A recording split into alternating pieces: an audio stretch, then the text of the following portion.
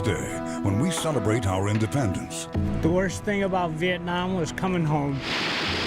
We look back at one of our most divisive wars. It was embarrassing back then. You wonder why you'd get off the plane and people would treat you like that. The 500 Vietnam veterans from Nebraska and Iowa who visited the memorial in our nation's capital.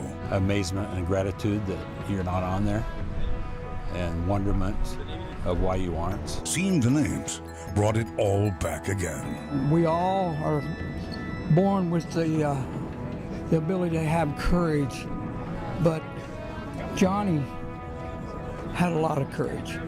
Johnny's name is on the wall. For the next half hour, 46 years, this is a chapter of my life now I can close. their lives, their homecoming. Welcome home. Welcome home. Long time coming, but it's just unbelievable. Thank you, sir. Welcome home. Appreciate your freedom for us. A WOWT 6 News 4th of July special. Freedom isn't cheap, I know that. Brian Mastre reports a nation's salute to Vietnam veterans decades later. We're at the cruising altitude of 34,000 feet above American Airlines. We are surrounded by 500 Vietnam veterans. We got up bright and early. We are one of 3 planes. We're the red plane. 30 minutes behind us is the white and the blue. Thank you for your service. The one-day trip in June from Omaha to Washington, D.C. began early. The flight left Eppley Airfield at 4 a.m. Organizers invited us on the red plane. Once on the ground at Reagan National Airport, the new memories pushed aside some of the old ones, at least momentarily, during the water cannon salute. Little did they know what was ahead of them at the gate. I'm Terry Ryan from Gearing, Nebraska. Welcome to Washington, D.C. I'm a Vietnam veteran. Love you all. Come and have a great day. Hey, thanks, guys. Wow, this is something else. The sentiment would only grow as they entered the terminal. Many of them knew the vets were coming to D.C. I spent a year over there and got shot at every day of my life, and these guys made it too. We made it home. Our fame and glory too. There's a lot of people, I believe nowadays, that look at our freedom as something they can do whatever, but it's paid for with the blood of Americans, and these servicemen here deserve all of our credit, and this is our way of giving back to them. Sometimes we criticize the next generation for not understanding the past. These local 8th graders are not in that category. Without them, we probably wouldn't be as safe as we are now, and we appreciate their hard work and service. Throughout the terminal, Hoorah! around every corner, someone waited to shake a hand, to offer support. A homecoming the men never had 40 to 50 years ago. As you're walking through that, what was going through your mind? Oh, it was just, I couldn't believe it. I mean, that many people, you know, never got that when I come back first time, that's for sure. There were no parades back then. Overwhelming, it really is. It's very therapeutic for me, mentally, and getting together, you know, accepting it, because there's a lot of resentment there for a long time, you know, and this is kind of making a closure on it. Troops were often met with disgust by those who didn't think the United States needed to be involved. I'm speechless. I've never experienced anything like that in my life.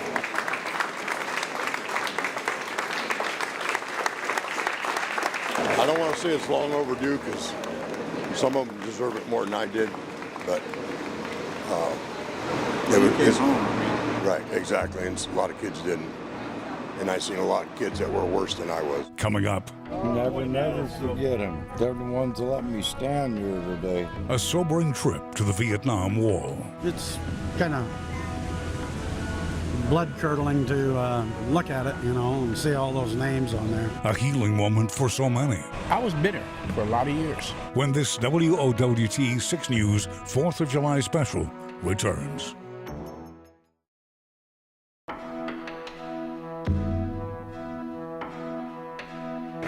Thank you, sir. The welcome at Reagan National Airport was unexpected for the 500 Vietnam combat vets from Nebraska and Iowa. And the police stopped the traffic so we can go through. Are you all special or what? Yay! But each of these men, in one way or another, tried to prepare for what would be the most emotional point of the journey, the Vietnam Veterans Memorial. These are the names of my generation. With more than 58,000 names etched into the black granite canvas, it looks impossible to track down someone specific without guidance. So there's a directory. Oh, about 6 or 8. You know, I know where some of them are. You know, that's the problem. You know, I know way too many. Being in the infantry. This kid here, I went to school with. He was my neighbor. He lived right up the street. The guy I'm going to find now is, I was the last person on earth he talked to, because I was up in a plane directing artillery, and they were surrounded, and when I came back, he was gone. The vets cannot hide from a simple truth. It's hard. It's hard. Just all the guys that are here that gave their life for the country, and here I am, still alive. It's hard even for those who've been here before. They gain strength and shared sacrifice. Being with these other veterans helps a lot. The time I came by myself was pretty hard, but this certainly helps in numbers, I guess you might say. Press down though on it. There you go. One by one, the men stenciled the names of their friends who never came home. It's emotionally overwhelming, but healing at the same time. A lot of memories, just memories piled on memories. It's good to be around other guys that experience similar situation. It's something that you don't talk about very easily with someone that has not been through that. One Nebraska Vietnam veteran avoided coming to this wall for years, that is until today, and it gave him peace. When I touched the wall, I said, this is it. I got the courage to come, and I broke down and cried. And I don't care if I cried, you know, because these are people that I knew personally. Larry Sabata of David City, Nebraska, was at war in 1970. I have a few names on this wall, 13, but out of the 13, 5 were real close. For him, Operation Airlift opened a door of healing, decades in the making. 46 years, this is a chapter of my life now I can close. You know, the story ends here. I finally made it here, and I feel at ease now. I can put this at rest, you know. Not saying that I'm gonna forget them, but now I'm at peace. Finding peace and comfort is different for each one. It's just a phenomenal feeling. It's an emotional feeling. It's something that it just brings back our memories and our comradeship. That when we first meet, we don't know each other at all. And just through the circumstances, through your basic training, and then we find ourselves in situations such as combat that we are forever, ever linked. We are forever, ever connected. We're forever, ever bonded. We all are born with the ability to have courage, but Johnny had a lot of courage. Johnny's name is on the wall, and he was one of a wonderful friend. Mike got to meet his youngest sister. It was the only one in the family left, right? So I went to the house after the funeral, and he had an 11-year-old sister, and she wanted to play pool, so I said, I'll play pool again. He's been in touch with her ever since. I just talked to her last week when we was coming out here. She wished us good luck. Next. Was it hard to come back? Yes. Vietnam vets recalled the tough times, in some cases, just simply crazy. This particular area had rock apes. They're about 500-pound gorillas. As thousands wait their return to Omaha. They treated us like kings. When a nation salute to Vietnam veterans decades later, a 4th of July special returns. From taps and the wreath-laying ceremony to the 58,000 names in front of them, The Vietnam combat veterans had plenty to digest during their 2 hours at the wall. Just brings back, bad memories. There's no escaping the depth of sadness. Omaha Army vet Jim Kelter lost 25 of the 40 men in his platoon in a 1965 ambush. I was wounded. Some of the damage of the fighting in the jungles and the United States' attempts to get rid of the cover with chemicals only reveals itself years later. A lot of the guys are still gone by Agent Orange. There are a lot of what-ifs surfacing on this day. Tony Lugo, he was a wonderful friend of mine. He was from Torrance, California. Got to be a dad, and Red Cross brought out little blue booties for him, and he was so proud of that. And he gets shot up and he dies of his wounds on the 18th of April. The dates and circumstances are unforgettable. One of the first emotions you have is that, why did I make it back? And why did but it's the way it is. It's the luck of the draw. After a full day of pictures, taking in all the memorials in our nation's capital, the Nebraska and Iowa Vietnam veterans with 2.5-hour plane ride ahead of them still can't shake the images of when they came home from war. After all, many of them were drafted. I'm not saying they should have fell all over us when we come back, but we shouldn't have been scorned, is the way I look at it. You couldn't talk about it when you come home from Vietnam because people hated the war. When I left Vietnam, I threw all my medals away, threw my dog tags away, and knew that it's going to be bad when I get home, and it was. If you was in uniform, they looked at you like you was the scum of the earth. So today makes up for a lot of that. And that was before they landed in Omaha and saw this.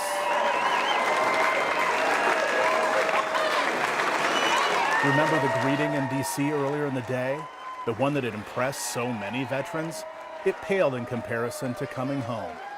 An estimated 5,000 people, many of them strangers, lined the terminal. Remember Larry Sabata, the veteran who felt he could finally close the chapter after 46 years in front of the wall? In the masses, we spotted a sign just for him. It's one of the greatest days of my life, I have to admit that. It was a emotional roller coaster, but it was well worth the trip. Thank you, sir. Welcome home. Appreciate your freedom for us. A walk that would normally take a few minutes lasted more than a half hour, depending on how long the veterans wanted to linger and take it in. It's just overwhelming and made up for 40 years already. I just can't believe it. After all, I think we're finally home. Thank you. You can't blame them for taking advantage of a homecoming this time around. I came home to nobody, and look at this. Appreciation from all ages. It just shows you that that episode of our life should be over with now, and we can move on. The Hero's Walk never seemed to end. We really don't know how to act because we didn't expect it.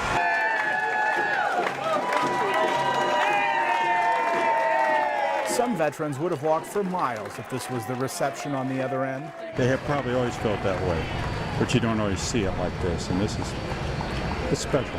Oh, that is overwhelming. I talked to a couple ladies and they're crying. I says, why are you crying? I'm the one that should be crying. For Marines veteran Joe Nepodal of Omaha, whose life is being threatened by cancer caused by Agent Orange, the reception took him back to that day when he came home from boot camp, December of 1963. I walked out here to see if my dad was here to pick me up, and some clown put a big old noogie right here on my coat. And what are you going to do about it? Nothing. But that's how we were treated back then. So to have something like this is something, really something. I'll never forget this. Still ahead. This transcends to the next generation. Perspective from an insider. I do appreciate this. This is once in a lifetime. And what did we learn from the Vietnam War? When Brian Mastre reports continues.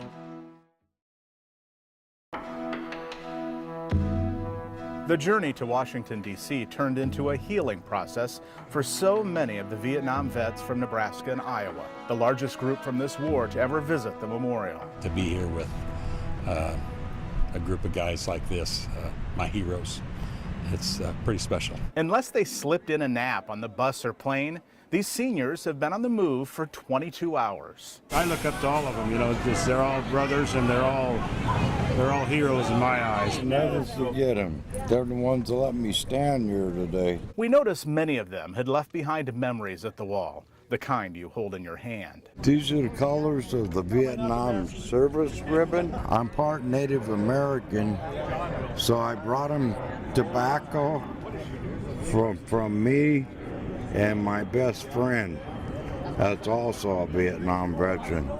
So in a spiritual way, I brought him tobacco. One volunteer pointed to a recent story from a veteran who had a critical question. Came up to me and he said, "Sir, do you work here?" I said, "Yes." He said, "What happens to the stuff that's left at the wall?" I said, "Well, it's picked up every day by either rangers or volunteers like me, and it goes into a special collection in Maryland." Well, that seemed to satisfy him. And he said, "Well, if I left something here this morning, would you please take care of it?" I said, "Sure." He proceeded to take off his arm.